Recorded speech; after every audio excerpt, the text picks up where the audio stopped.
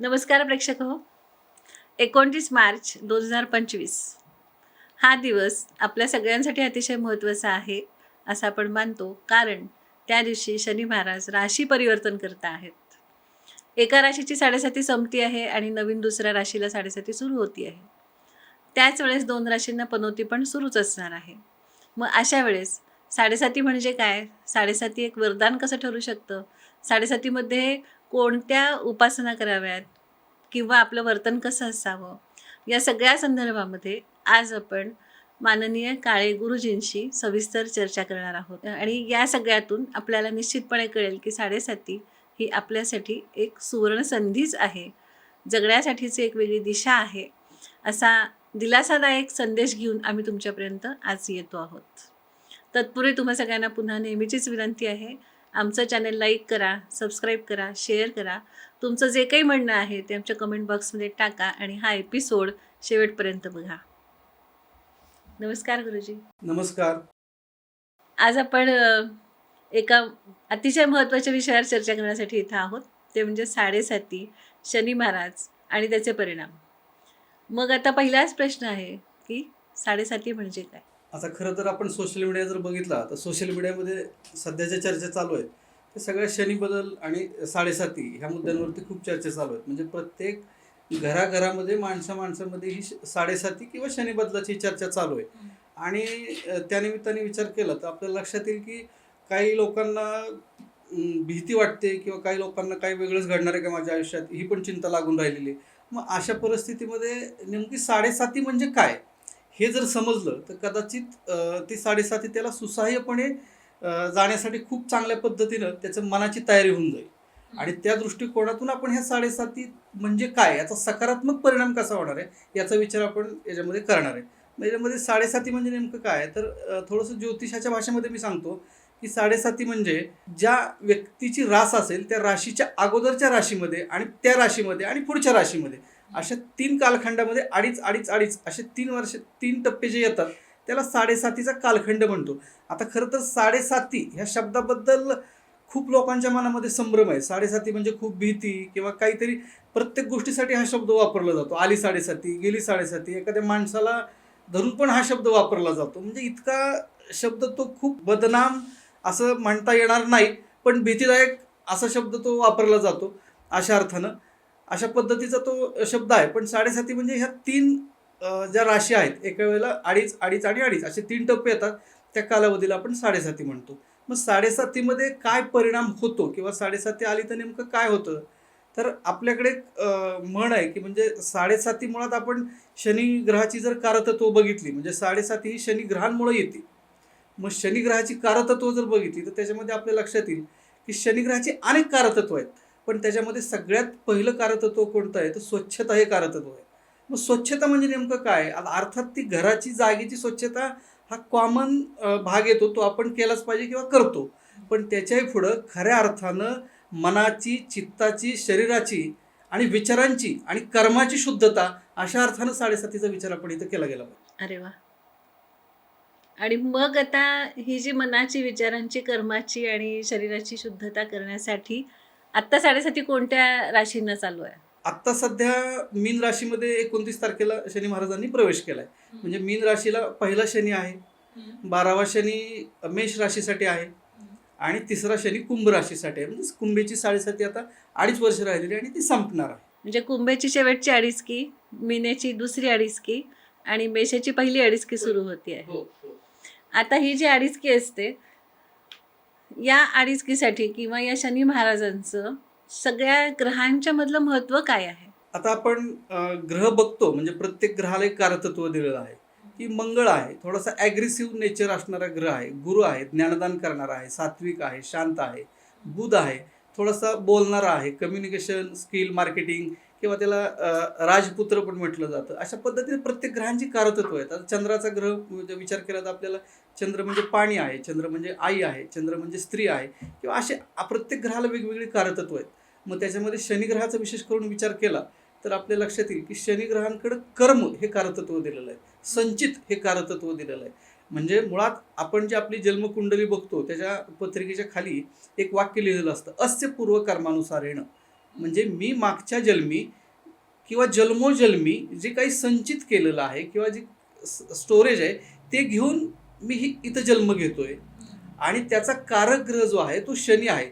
मग पत्रिकेमध्ये शनी कसा येतोय, कोणत्या स्थितीत आहे, म्हणजे शुभ, अशुभ, शत्रू राशीमध्ये, मित्र राशीमध्ये किंवा दृष्टी अनेक, एकंदरीत शनी एकंदरीत किती शुभ किंवा अशुभ आहे असं आपल्याला एका शब्दात म्हणता येईल. आणि त्याप्रमाणे शनी किती शुभ आहे किंवा अशुभ आहे हे लक्षात येतं. मग शनी ग्रहाचा एवढा विचार का केला जातो, तर शनी हा कर्माचा आणि संचिताचा कारक आहे. म्हणजे मागच्या जन्मी आपण जे काही घेऊन आलोय ते आणि आत्ता काय कर्म करणार आहेत ते, म्हणजे आपल्याकडे बोलीभाषेमध्ये म्हणलं जातं की कर्म चांगलं करा म्हणजे फळ चांगलं मिळेल. अर्थात हा शनिग्रहाचा संदेश आहे.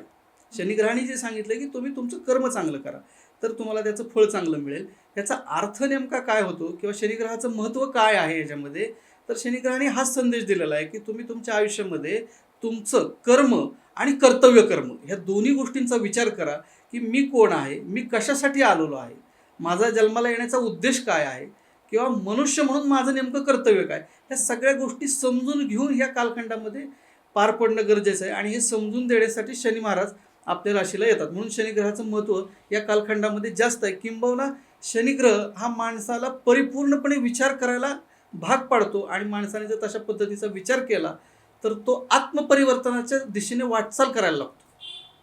म्हणूनच शनी महाराजांना संचिताचा कारक असं म्हणतात, किंबहुना न्यायाधीश असंही म्हणतात की जसं कर्म कराल जैसी करणी वैसी भरणी. या दृष्टिकोनातून शनी महाराज आपल्याला चांगलं कर्म करण्यासाठी प्रवृत्त करत असतात. आता गुरुजी 7.5 3 राशींना असते, पण पनोती पण असते. हे पनोती काय आहे, कोणत्या राशींना आहे, आणखीन त्याच्या जोडीनं असा प्रश्न आहे की बाबा पनोतीत सुद्धा 7.5 इतकाच त्रास होतो का? हो, काही ठिकाणी पनोती म्हटलं जातं किंवा शनीची ढह्या म्हटलं जातं. आता ढह्या पनोती या सगळ्याचा अर्थ एकच आहे. जसं आपल्याला आपण मगाशी 7.5 मध्ये बघितलं की 12वा पहिला आणि दुसरा शनी आला तर आपल्याला 7.5 लागते. तसं इथं 8वा आणि 4था शनी असेल तर त्यावेळेला पनोती किंवा ढह्या असते. मग याच्यामध्ये आत्ता सध्या जर बघितलं आपण तर धनु आणि सिंह राशीला सध्या पनोती चालू आहे. ही पनोती काल 29 तारखेपासून सुरू झालेली आहे. मग त्याच्यामध्ये पुढचा तुमचा प्रश्न असा आहे की 7.5 इतका त्रास होतो का, तर याचं एका वाक्यात आपल्याला उत्तर असं देता येईल की मूळ पत्रिकेमध्ये शनी कसा आहे हे पहिलं बघावं लागेल आपल्याला. शनीची स्थिती काय आहे आणि मग त्यानुसार शनीचं फळ ठरवावं लागेल. काही लोकांना पनोतीमध्ये 7.5 इतका त्रास होतो, काही लोकांना तो कमी होतो, काही लोकांना तो जास्त होतो, पण निश्चित कुठेतरी अडवणूक केली जाते.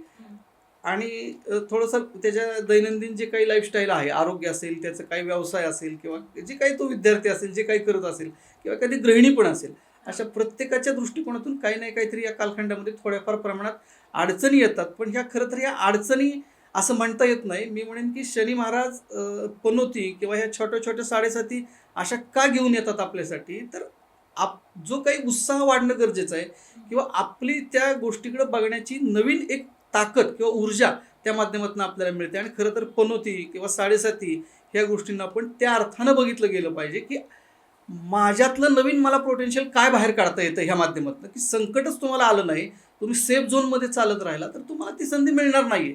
आणि खऱ्या अर्थानं तुमच्यातलं जे चांगलं काय आहे ते बाहेर काढून तुम्ही ह्या कालखंडामध्ये काढणार आहे.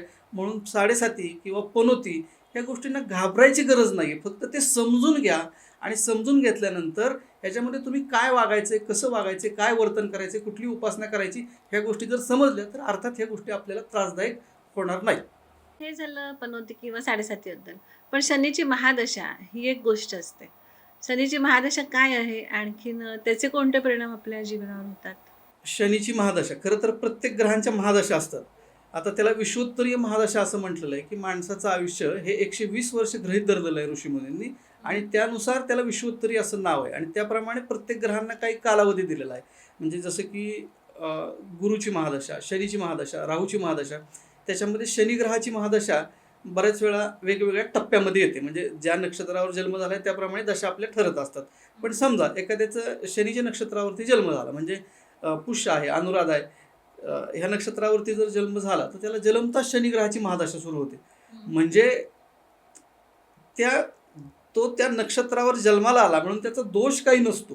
पण शनी महादशा आणि पत्रिकेतील शनी जर सुस्थितीत नसेल काही त्याचे कुयोग झाले असतील किंवा शनीची मूळची ताकदच पत्रिकेमध्ये कमी असेल, तर मग त्याचं आरोग्य, त्याची विद्यार्थी दशेतली अवस्था किंवा अभ्यासामध्ये लक्ष न लागणं, अशा गोष्टी महादशेमध्ये बहुतांश वेळा घडून येतात. मग अशा वेळी शनीचा जो संदेश आहे किंवा जन्मताच एखाद्याला शनीची महादशा सुरू झाली, तर शनीचा जो मूळ संदेश आहे तो त्या मुलाच्या आईवडिलांनी समजून घेतला पाहिजे. तो असा आहे की तुम्ही आळस करू नका. कारण 7.5मध्ये काय येतं किंवा महादशेमध्ये काय येतं मुळात, तर पहिल्यांदा आळस येतो.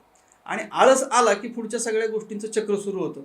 आणि विद्यार्थ्याला आळस खरं तर नको असतो. म्हणून तो जो 17-18 वर्षाचा कालखंड आहे, या कालखंडामध्ये त्या पालकांनी जर लक्षात घेतलं की ह्या मुलाकडून अभ्यास करून घ्यायचा आहे आपल्याला आणि हा अभ्यास करत नाही, अशा वेळेला त्याला काही व्यायामाची सवय लावा, तुम्ही खेळाची सवय लावा, काही स्तोत्र मंत्र हे पठण करायची सवय लावा, किंवा चांगल्या गोष्टी त्याला कशा देता येतील आणि तो एका जागेवर बसणार नाही. म्हणजे मला अगदी ह्यासाठी उत्तम एक उदाहरण जे माझ्या वाचनात आलं ते मला द्यावं असं वाटतं की ते म्हणजे बघा, आपल्याकडं मिलिटरी हा भाग येतो आणि मिलिटरीमध्ये मी असं ऐकलंय किंवा वाचनात माझ्या आलंय की त्या लोकांना काम नसलं तरी तिथं काम करायला सांगतात. म्हणजे काय ते की कामाचं स्वरूप काय, आज काहीच काम नाही, तर मग काय करायचं, तर आज इथं 10x10चा खड्डा खण आणि खांद्यावर तिथं काय करायचं, तर पुन्हा खड्डा बुजवायचा आहे.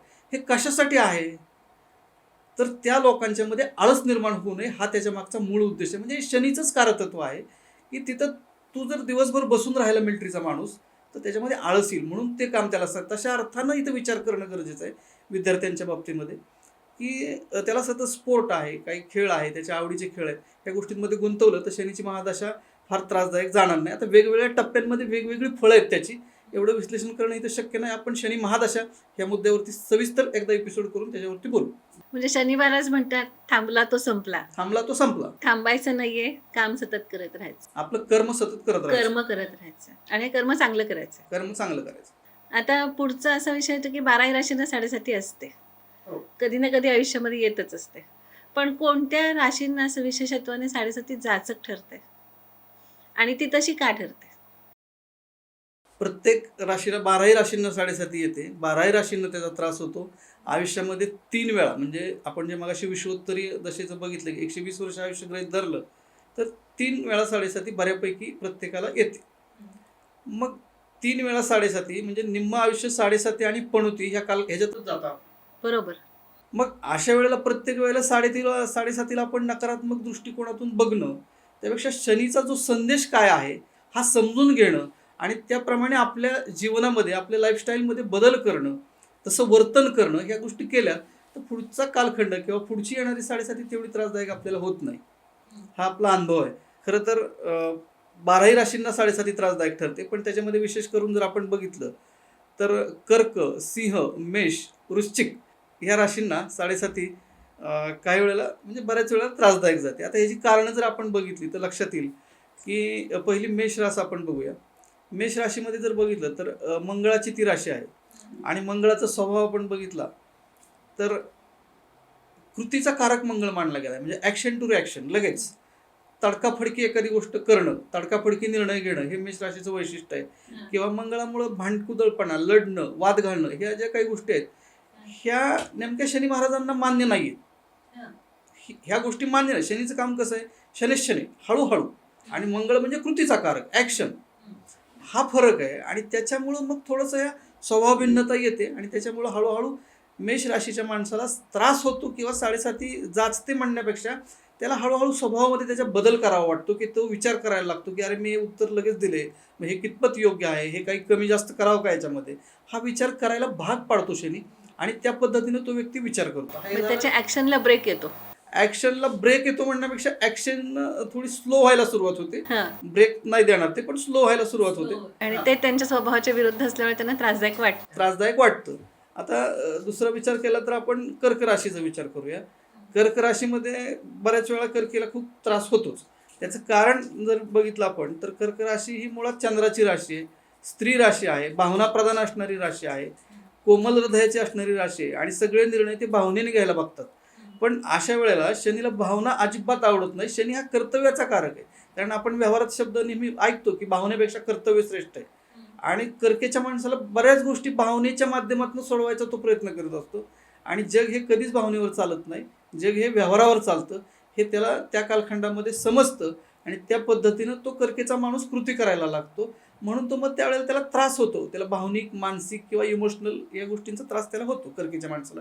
अशा अर्थानं त्याला साडेसाती जाचते किंवा त्रास होतो असं आपल्याला म्हणता येईल. आता तिसरा जी रास आहे ती सिंह रास आहे. सिंह ही रवी महाराजांची रास आहे. आता शनी आणि रवीचं नातं आपण बघतो की म्हणजे नीलांजनम समाभासम रविपुत्रम यमाग्रजम छाया मार्तंड संभूतम तम नमामि शनिश्चरम. म्हणजे रवीचा मुलगा शनी हे पिता आणि पुत्र यांचं जरी नातं असलं तरी ह्यांची तत्व मात्र भिन्न आहेत. म्हणजे सूर्य किंवा शनी हा अग्नितत्वाचा आहे, शनी हा थंड आहे, बर्फ तत्वाचा आहे. याच्यामध्ये ह्या दोन तत्वांमुळे रवी हा काय प्रतिष्ठा आहे, सन्मान आहे किंवा नेतृत्व गुण आहे किंवा त्या एक नेचर थोडं इगोस्टिक म्हणतो आपण त्या पद्धतीचं ते नेचर आहे. कारण त्या अर्थात कर्तृत्ववान असतं ती माणसं, म्हणून तो भाग त्यांच्याकडे येतो. पण शनी महाराजांना नेमकं हेच नको असतं की शनी महाराज सांगतात की तुझ्याकडे आहे ते सगळं आहे, योग्य आहे, पण त्याचा अहम जो आहे तो बाजूला ठेव. कारण तो अहम घेऊन आलेला असतो. सिंहकडे तो अहम जास्त असतो की काही असलं तरी मी, मला हा भाग जो आहे तो जास्त आहे आणि तो तू बाजूला ठेव. आणि त्यानंतर मग तुला हे जर तू शिकला ह्या कालखंडामध्ये साडेसातीच्या, तर ती तुला साडेसाती सुसह्य जाईल. आणि हेच ठेवणं नेमकं सिंह राशीला जमत नाही. ते म्हणतात मी मोडेन पण वाकणार नाही. आणि शनी महाराज हेच त्यांना शिकवतात, म्हणून त्यांना ती साडेसाती थोडीशी त्रासदायक जाते. म्हणजे सिंहने थोडंसं लवचिक धोरण घेतलं तर निश्चितपणे साडेसाती सुसह्य जाईल. हे जाऊ शकते साडेसाती त्यांना. मग आता वृश्चिकेचं काय? आता वृश्चिकीच्या बाबतीत पण साधारण तसंच आहे. वृश्चिकीचा स्वामी आपण मगाशी बघितलं मंगळ आहे. थोडासा मिलिटरी खाक्या म्हणतो, पोलीस खाक्या म्हणतो त्या पद्धतीचा स्वभाव, मी सांगेल ते ऐकायचं, डॉमिनेटिंग नेचर किंवा बोलताना फटके मारायचे विंचवासारखे, हे सगळे स्वभाव आहेत त्यांचे. आणि शनी महाराजांना थोडासा हा जो काही अहंभाव आहे हा नाही मान्य होत. म्हणजे मंगळामुळं तो अहंभाव मान्य होत नाही. आणि शनी महाराज हेच सांगतात की तुम्ही तुमचा अहंकार टाकून या, तुम्ही जे करताय ते उत्तम करताय, पण त्यातला जो अहंकार आहे ना तो बाजूला सोडा आणि मग या. आणि शक्यतो माणसाला हेच शक्य होत नाही की अहंकार टाकणं. आणि साडेसातीच्या कालखंडामध्ये आपल्याला खऱ्या अर्थानं शनी महाराज सगळ्याच राशींना हे शिकवतात की तुम्ही अहंकार सोडा आणि मग जवळ या. म्हणजे अर्थात आपल्या संत वाङ्मयामध्ये जर आपण बघितलं तर त्याच्यामध्ये पण लक्षात येईल की षडरिपून जे सोडायला सांगितलेत त्याच्यामध्ये अहंकार हा पहिला सांगितला आहे की तू मी सोड आणि मग माझ्यापाशी ये. आणि तो संदेश शनी महाराजांनी दिलेला आहे. अशा अर्थानं या 4 राशींना थोडीशी साडेसाती जरा जास्त जाते. त्यांनी जर त्यांच्या वर्तनामध्ये स्वभावामध्ये बदल केला तर त्यांना सुद्धा ती साडेसाती सॉफ्ट जाऊ शकते. शनी महाराजांच्या कृपेस पात्र व्हायचं असेल तर नम्रता गरजेची आहे, नम्रता गरजेची आहे, विनय गरजेचा आहे, विनय गरजेचा आहे. अहंकार नको आहे. तुम्ही करताय ते उत्तम आहे, त्याबद्दल प्रश्न नाहीये, पण त्याच्यामध्ये अहंकार नको आहे त्याचा. मग आता साडेसाती असते, बऱ्याचदा स्त्री स्वभावानुसार आम्हाला असं वाटतं की बापरे साडेसाती आम्हाला त्रास देते. मग स्त्रियांच्या बाबतीमध्ये साडेसाती काय फळ घेऊन येते? स्त्रियांच्या बाबतीमध्ये साडेसातीचा विचार आपण केला तर मुळात स्त्री ही तशी कोमल हृदयाची, भावनिक असणारी आणि घरामध्ये रमणारी अशा पद्धतीचा स्त्रीचा विचार केला जातो. किंवा कुटुंबाशी खूप बॉन्डिंग असतं प्रत्येक स्त्रीचं. आपलं काय कुटुंबामध्ये नवरा, मुलं, मुली जे काही कुटुंब आहे त्याच्यामध्ये बॉन्डिंगचं प्रमाण जास्त असतं. आणि काळजी घेण्याची जी काही कॅपॅसिटी आहे मुळात निसर्गानं स्त्रीकडे ती जास्त दिलेली आहे. आणि ती कुटुंबाची खूप काळजी घेत असते. आणि मग अशा वेळेला आपल्या कुटुंबात कुणाला साडेसाती आली तर निश्चितपणे त्या स्त्रीला असं वाटत असतं की आता याचं काय होणार आहे किंवा काय. अशा दृष्टिकोनातून साडेसातीचा त्रास ह्या स्त्रीला थोडासा जास्त होतो. कारण थोडी भावनिकपणा आहे ती आणि सगळ्यांची काळजी पण आहे तिला कुटुंबाची. अशा दृष्टिकोनातून त्रास होतो. पण तरीसुद्धा विशेष स्त्रियांच्या बाबतीत हा परिणाम मनावरती होत असला तरी मनाचा परिणाम नंतर आरोग्यावरती होतो. म्हणजे आता प्रत्येकाच्या पत्रिकेनुसार ग्रहांची स्थिती कशी आहे त्यानुसार परिणाम होत जातो. पण त्यातही वयाचा विचार केला आणि साधारण पत्रिकेचा विचार केला तर वेगवेगळे परिणाम आपल्याला दिसून येतील याच्यामध्ये. विशेषतः महिलांच्या बाबतीमध्ये एकतर मानसिक प्रॉब्लेम असणं किंवा दुसरे गायनिक प्रॉब्लेम असणं, हे 2 समस्या विशेषपणे आपल्याला जाणून येतील. कारण याचा सगळ्यात मोठा जो भाग आहे तो हाच येतो याच्यामध्ये. ह्या गोष्टी इथं वाढलेल्या दिसतील किंवा काही 40-50च्या आसपासच्या स्त्री असतील तर मानसिक ट्रेस हा भाग पण बऱ्याच वेळा आपल्याला दिसून येतो. किंवा कुटुंबामध्ये काही वेळेला कोणीच समजून घेत नाही ही भावना पण ह्या कालखंडामध्ये स्त्रीची वाढीला लागू शकते की मी सगळ्यांसाठी सगळं करते, पूर्ण माझा वेळ ह्यांच्या 4 माणसांसाठीच आहे आणि ह्यातलं मला कोणीच समजून घेत नाही, ही भावना पण त्या स्त्रीची अशा वेळेला वाढीला लागते. अशा वेळेला एकच गोष्ट ह्या स्त्रीसाठी महत्त्वाची आहे की कुणाची अति काळजी न करता तिचं जे नेमकं कर्तव्य कर्म आहे ते जर तिने प्रत्येकासाठी केलं तर कदाचित हा विचार तिला फार करावा लागणार नाही. आपण कर्तव्यापेक्षा कधी कधी जास्त करतो किंवा कर्तव्यापेक्षा प्रेमापोटी जास्त करतो. अशा गोष्टी झाल्यामुळं ही भावनिक कुचंबणा तिची होते आणि ही थांबायची असेल तर परफेक्ट कर्तव्य करणं हाच ह्यातला शनी महाराजांचा संदेश आहे. म्हणजे मुळात ते स्त्रीला 7:30 नसेल आणि घरात कोणाला असेल तरी तिला तितकाच त्रास होतो. तो तितका त्रास त्यांनी करून घेतला नाही पाहिजे. मग आता विद्यार्थी दशेमध्ये जेव्हा 7:30 येते लहान वयामध्ये, त्याचा शिक्षणावर काय परिणाम होतो? विद्यार्थी दशेमध्ये बऱ्याच वेळा आपण बघतो की आता काही मुलांना 7:30 जेव्हा विद्यार्थ्यांना येते, म्हणजे वय वर्ष काय 8 असेल, 9 असेल, 10 असेल, अगदी 10वी-12वी पर्यंत वयाचा आपण इथं विचार करूया. मग याच्यामध्ये बघा बऱ्याच मुलांना अगदी असं आपण म्हणतो की अरे छोट्या गटात मोठ्या गटामध्ये हा खूप छान होता, अचानक 5वीला आल्यापासून आजारी पडला, असं बऱ्याच वेळा होतं. काही मुलांच्या बाबतीमध्ये अगदी परीक्षेला गेलेत किंवा परीक्षेच्या कालखंडामध्येच खूप त्रास झाला, मग 2 दिवस अभ्यासच करता आला नाही, गाडी मिस झाली किंवा अशा अनेक गोष्टी तिथं येतात, किंवा परीक्षेला बसल्यावर ब्लँक होतोय, त्याला आठवतच नाही. ह्या गोष्टी खूप वेळा 7:30च्या बाबतीत समोर येत आहेत आणि हे अनुभव वारंवार येत आहेत.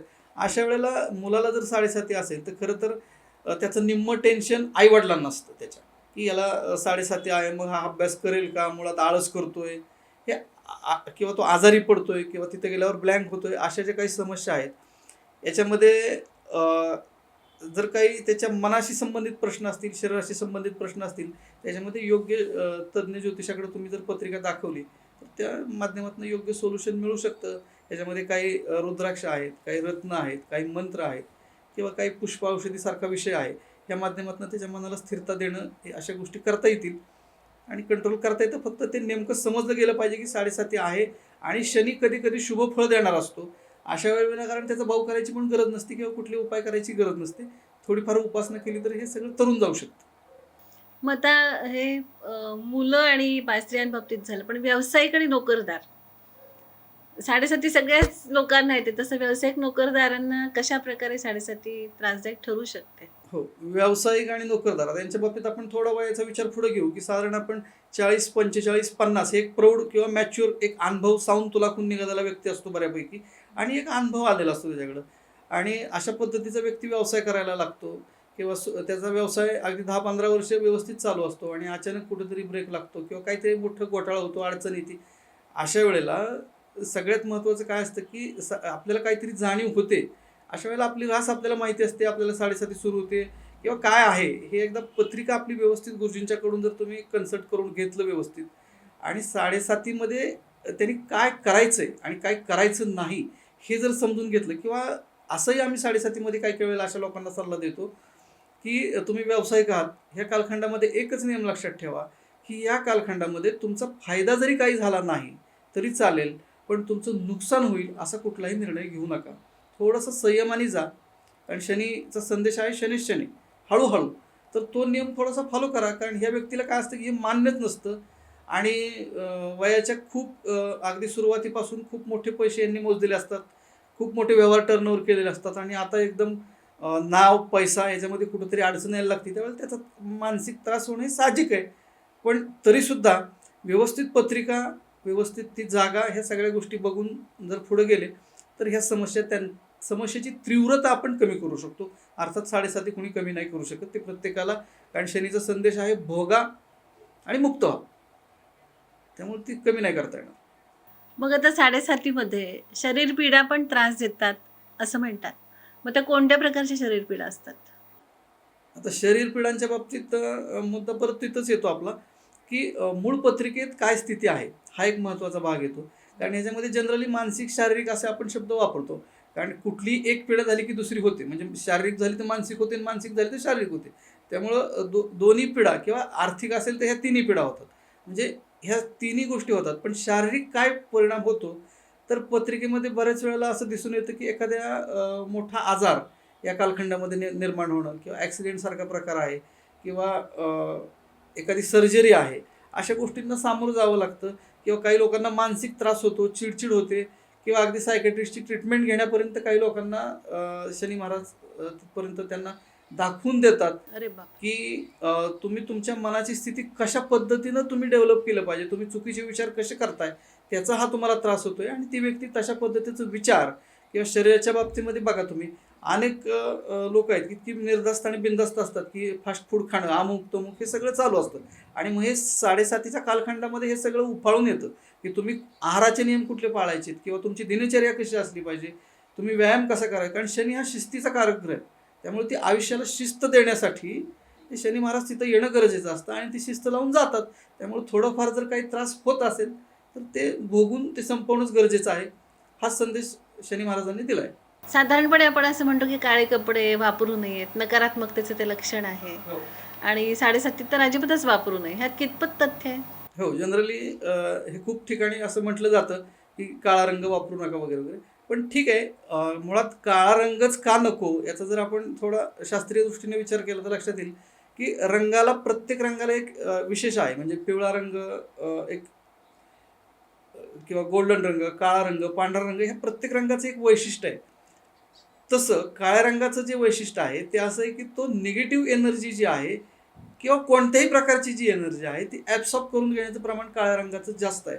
म्हणजे ह्याचं उदाहरण आपण अगदी सगळीकडे बघतो. विशेषतः आपण जर कुणी मोठी व्यक्ती असेल आणि त्यांच्या जेव्हा त्यांचं देहांत होतो आणि त्यांना स्मशानात नेलं जातं, अशा वेळी आपण बघतो की सगळी माणसं पांढरे कपडे घालून आलेले आहेत. मग हा काही नियम कुणी केला आहे का, हे काही सांकेतिक आहे, नेमकं काय आहे? तर ह्याच्या मागची धारणा अशी आहे की मुळात काळा रंग कुठली जी कोणती एनर्जी आहे, पॉझिटिव्ह असेल निगेटिव्ह असेल, ती एनर्जी ॲब्सॉर्ब जास्त करून घेतो.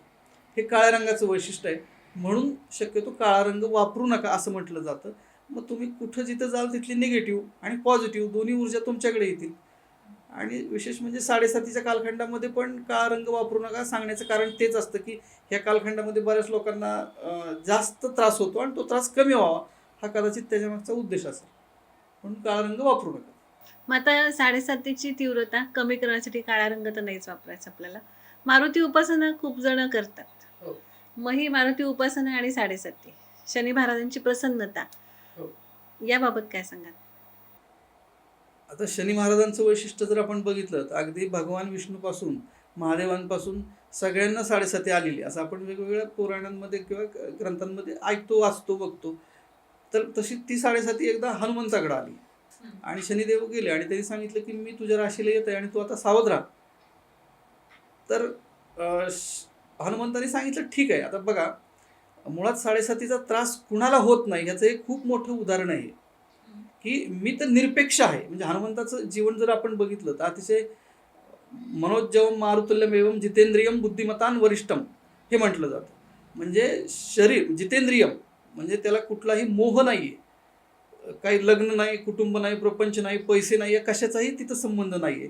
म्हणजे परफेक्ट ते व्यक्तिमत्व जर बघितलं तर ते पूर्णपणे निरपेक्ष आहे आणि ते एका सकारात्मक कामात गुंतलेलं आहे आणि नामजप चालू आहे.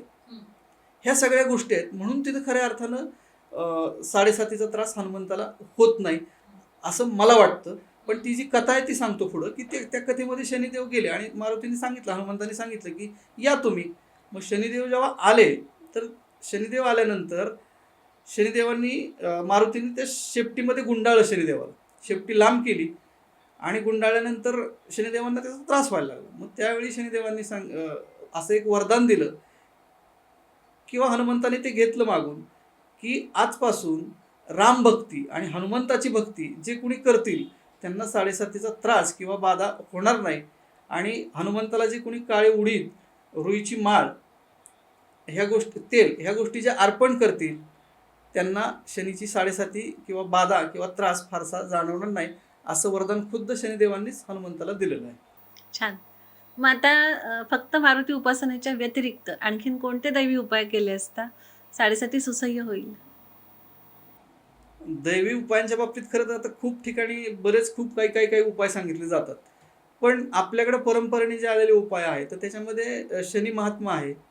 शनी महात्मा वाचन करणं आणि त्या शनी महात्मा ग्रंथाचा संदेश मुळात समजून घेणं आणि तो आचरणात आणणं, अशा दृष्टिकोनातून शनी महात्माचा विचार आपल्याला करता येईल. म्हणजे नुसतं काही लोक काय करतात, शनी महात्माचं पारायण केलं किंवा शनी महात्मा आलाशांवर वाचून टाकलं, नाहीये. त्यातला संदेश काय आहे, त्यातल्या कथा काय सांगतायत हे समजून घेणं आणि त्याप्रमाणे आपल्या आचरणामध्ये बदल करणं, असं शनी महात्मा त्यांना वाचन करता येईल. शिवलीलामृत ग्रंथाचं पारायण करता येईल. त्याप्रमाणे कालभैरवाची उपासना करता येईल, महादेवाची उपासना करता येईल किंवा दशरथ राजा रामाचे वडील त्यांनी जे लिहिलेलं स्तोत्र आहे शनी स्तोत्र, तर ते शनी स्तोत्राचं पठण वाचन करता येईल. हे दैवी उपाय आपल्याला सांगता येतील किंवा अजून भरपूर काही वेगवेगळे उपाय सांगता येतील. पण ह्या सगळ्या गोष्टी करता येईल. जसं आपण हनुमंताची उपासना बघितली, ही पण त्यांना करता येईल. ह्या गोष्टी करता येतील दैवी उपायांमध्ये.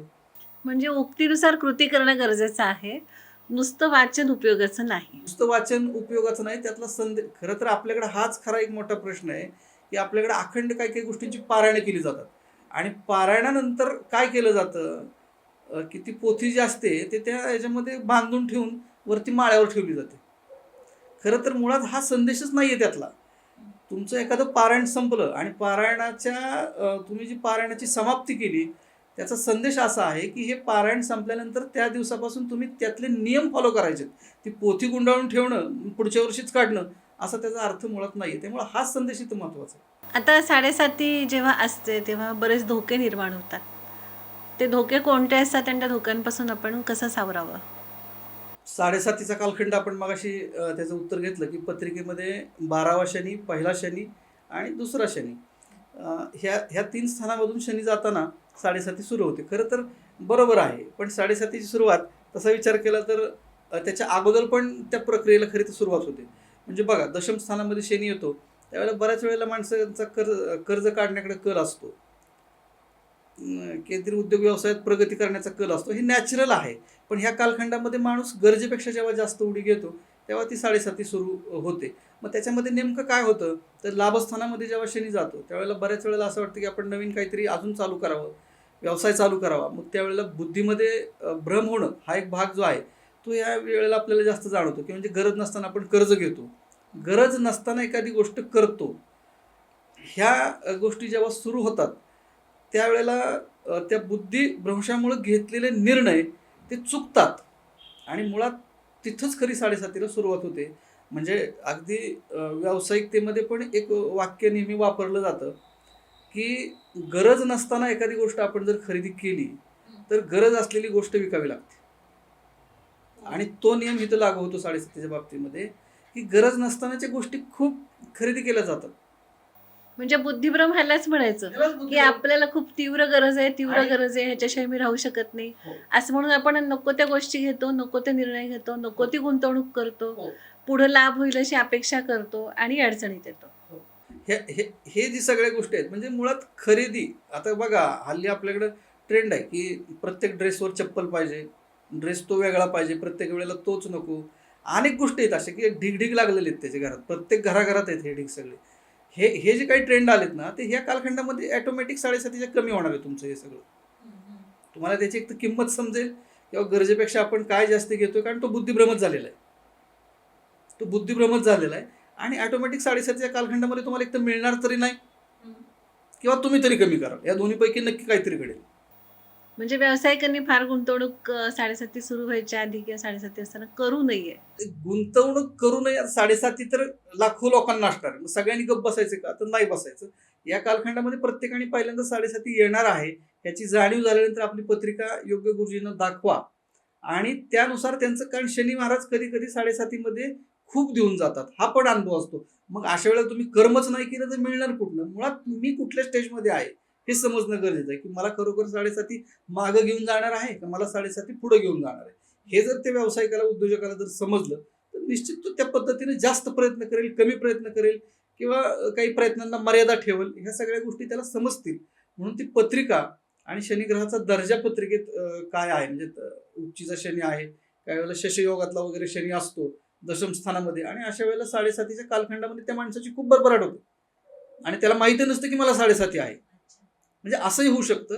अशा दोन्ही अँगलनं विचार केला तर ती पत्रिका मुळात समजणं आणि शनीचं बळ समजणं, शनीची ताकद समजणं, की तुम्हाला शनी देण्यासाठीच आलेला आहे आणि तो 7:30 देणार आहे सगळं, असंही काही पत्रिकांमध्ये निदर्शनाला येतं. मग अशा वेळेला ते समजणं गरजेचं आहे.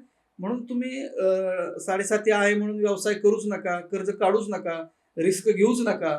अशा नकारात्मक गोष्टींपेक्षा सकारात्मक गोष्टी त्यात काय आहेत हे समजायसाठी एकदा तुम्ही पत्रिका योग्य तज्ञाकडे दाखवा, त्यातला शनी समजून घ्या. 7:30 तुम्हाला कशी प्रगतीकडे नेणार आहे का अधोगतीकडे नेणार आहे, किंवा काही मर्यादा घालणार आहे, हे तुम्हाला समजणार आहे आणि त्या माध्यमातून तुम्ही पुढची वाटचाल करणार आहे. मग आता 7:30 आळस, निराशा, भोग, प्राक्तन अशी सगळी मानसिकता होते. ते काय आहे आणि त्याच्यावर आपण ओव्हरकम कसं करावं? मुळात 7:30 येणार आहे ह्या विचारानेच माणूस निम्मा अर्धगळीत होतो. हो.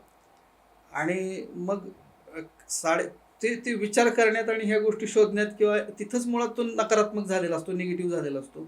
आणि हे निगेटिव्हिटी काढणं हेच खरं तर ह्या ज्योतिषाच्या माध्यमातून आपल्याला करायचं किंवा आम्ही हे करतोय.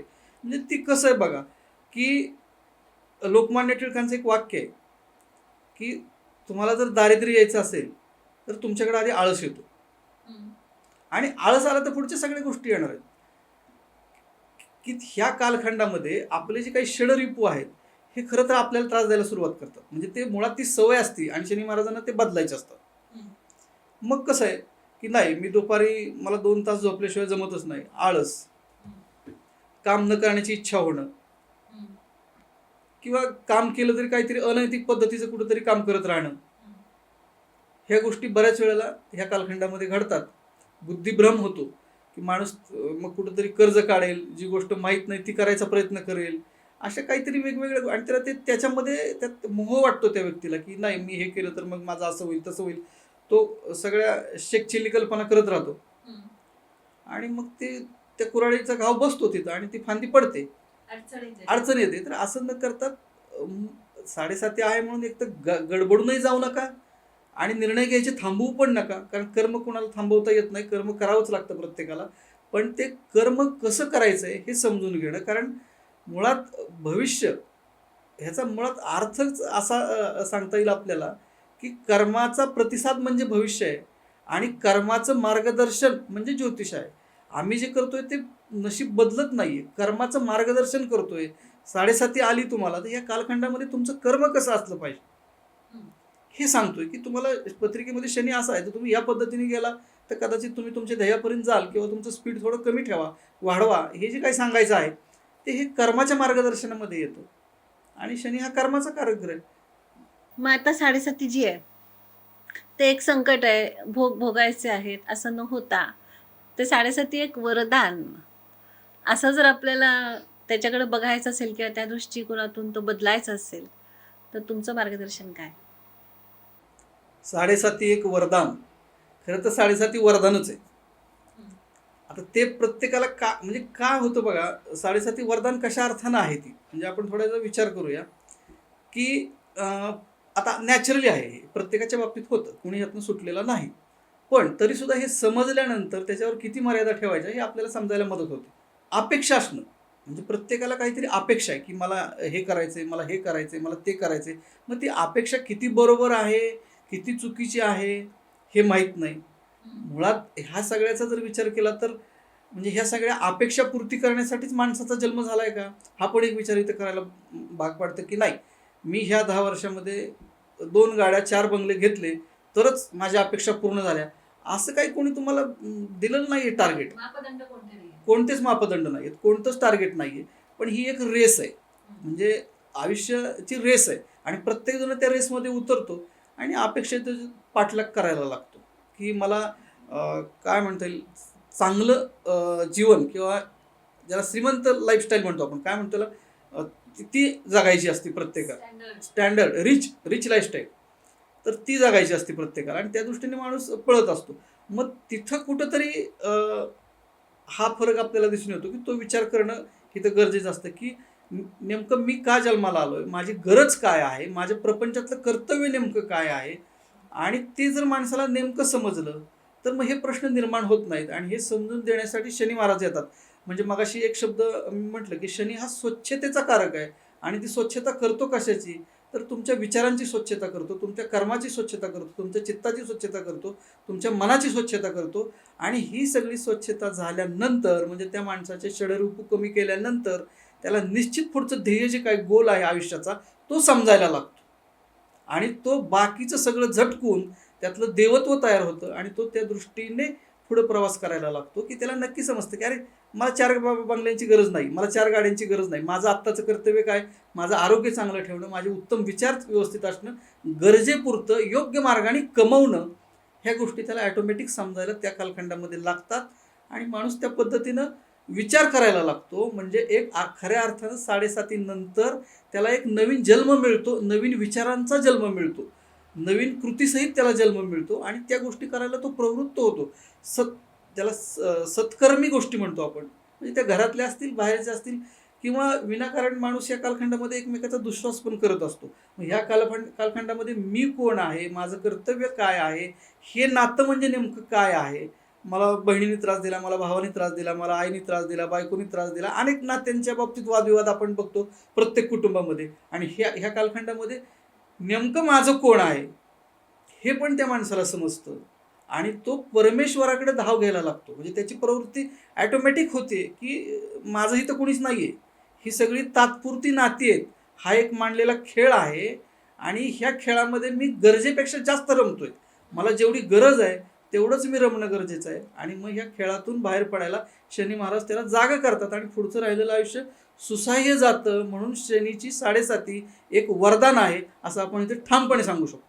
आपण एरवी पाहिलं की इतर राशींसाठी राशीचक्राच्या ज्या आपण केल्या होत्या एपिसोड्स, त्याच्यामध्ये राशीला रंग कोणता लाभतोय, शुभांक कोणता, शुभरत्न कोणतं, तसं 7.5 सुसह्य होण्यासाठी कोणता रत्न वापरावं, कोणता रंग वापरावा, कोणत्या मंत्राचा जप करावा?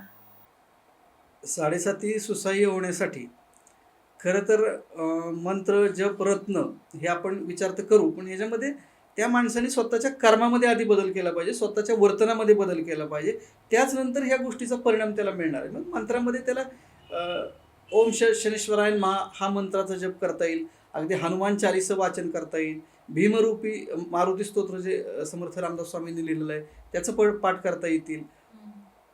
रत्नामध्ये नीलम रत्न सांगितलेलं आहे शनी महाराजांचं, ते पण धारण करता येईल, किंवा त्याची काही उपरत्न आहेत ती पण धारण करता येतील. जर फक्त यासाठी रत्न धारण करताना बऱ्याच वेळेला मूळ पत्रिकेचा आधार घेणं गरजेचं असतं आणि ती पत्रिका बघितल्यानंतरच ह्या गोष्टी खरं तर ठरवणं गरजेचं आहे. पण तरी पण ढोबळ मनाने आपण ह्या गोष्टी इथं देऊया. मग आता गुरुजी, शेवटचा प्रश्न, शनी महाराजांना काय मागावं? की आपल्याकडे एक म्हण आहे की म्हणजे हा प्रश्न विचारला गेला होता की तुम्हाला लक्ष्मी पाहिजे का शनिदेव पाहिजे. तर एका चतुर व्यक्तीने दिलेलं त्याचं उत्तर आहे की मला शनिदेव जाताना चांगले दिसतील आणि लक्ष्मी मला येताना चांगली दिसेल. हा एका चतुर माणसाने दिलेलं उत्तर आहे. खरं तर याचाही विचार आपण करू शकतो, पण जाताना शनिदेव नुसते ते जाणार नाहीत, ते आधी येणार आहेत आणि आल्यानंतर ते आपल्याला काही शिकवणार आहे. शनी म्हणजे कडक मास्तर आहे, शनी म्हणजे न्यायाधीश आहेत. आपण केलेल्या चांगल्या वाईट कर्माचा हिशोब करायला ह्या कालखंडामध्ये ते आपल्याकडे आलेले आणि ते हिशोब करतायत. जे कर्म चुकलंय त्याला बरोबर ते शिक्षा किंवा न्याय देत आहेत, ह्या गोष्टी आहेत. पण तरी सुद्धा आपल्याला जर मागायचं असेल तर शनीकडे तुम्ही सद्बुद्धी मागा, चांगलं कर्म करण्याची, योग्य कर्म करण्याची, सत्कर्म करण्याची आणि समाजासाठी काहीतरी करण्याची बुद्धी मागा. कारण शनिग्रह हा समाजाशी संबंधित पण आहे, म्हणून समाजाशी काहीतरी करण्यासाठी ही बुद्धी मागा.